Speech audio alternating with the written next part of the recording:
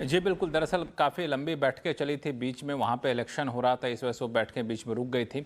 अब फिर से बैठकों का सिलसिला शुरू हुआ है और माना जा रहा है कि इस वीकेंड तक इस फ्री ट्रेड एग्रीमेंट की जो मोटी-मोटी बातें हैं उसको सील कर दिया जाएगा और उसके बाद फिर साइन करने की प्रक्रिया शुरू होगी और इसलिए महत्वपूर्ण है चूँकि बिल्कुल अंतिम दौर में ये फ्री ट्रेड एग्रीमेंट की बातचीत पहुँच चुकी है।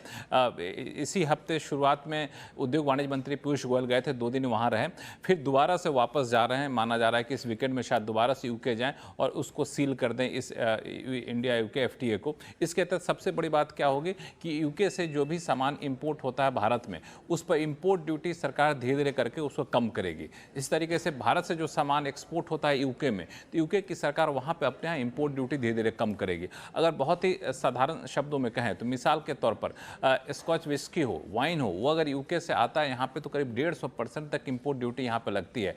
यानी कोई सामान वहाँ पे 10,000 रुपये का है तो यहाँ पर आते आते वो 25,000 रुपये का हो जाएगा, क्योंकि 150% ड्यूटी लगती है। अब सरकार ऐसी चीज़ों पे इंपोर्ट ड्यूटी कम करेगी, एक ही झटके में पूरे कम नहीं करेगी, धीरे धीरे करके कम करेगी। इस तरीके से लैंड जगुआर जैसी गाड़ियाँ वहाँ से आती हैं तो यहाँ पे 100% की इंपोर्ट ड्यूटी लगती है। तो मान लिया 30 लाख की गाड़ी है तो आते आते यहाँ पे आपको 60 लाख की हो जाएगी।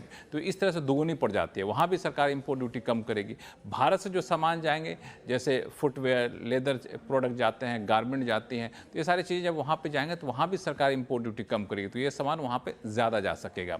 यूके में जॉब वीज़ा भारतीयों को ज़्यादा मिलेगा तो यहाँ के लोगों को ज़्यादा रोजगार मिलेंगे। तो इस तरह के दोनों देशों में एक ज़्यादा बड़े पैमाने पर कारोबार और रिश्ते को व्यापक करने के ऊपर समझौता होगा, इसलिए महत्वपूर्ण माना जा रहा है।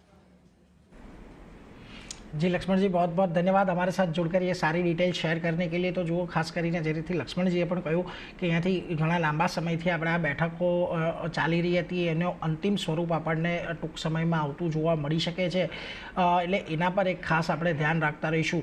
પરંતુ મયુરેશજી, ઘણી ઇમ્પોર્ટન્ટ હતી યુકે સાથેની આ જે એફટીએ જે આપણે અત્યારે છેલ્લા સ્ટેજની અંદર જોઈ રહ્યા છે, કારણ કે 14-15 વખત બેઠકો થઈ અને ત્યારબાદ પણ કોઈક ડિસિઝન પર નહોતા પહોંચી શક્યા, ત્યારે હવે આ ડિસિઝન પર આવ્યા છીએ। ખાસ કરીને લાગે છે તમને આનાથી જે ફૂટવેર છે કે ટેક્સટાઇલ છે આ બધાને થોડોક હજી અહીંયાથી એક પુશ મળશે?